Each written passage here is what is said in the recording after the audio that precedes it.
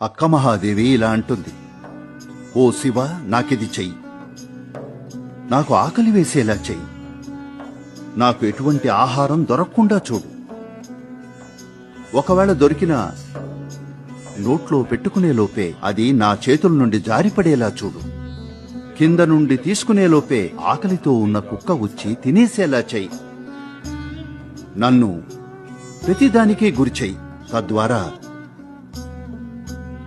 నన్ను నేను స్థితప్రజ్ఞతో సంభాళించుకోవడం నేర్చుకుంటాను, బయట పరిస్థితులతో నిమిత్తం లేకుండా.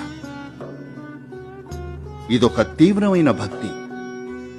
వాళ్ళు సిద్ధంగా ఉండాలనుకుంటారు, వెళ్లిపోయే క్షణం వచ్చినప్పుడు తడబడాలనుకోరు కొంచెం కూడా.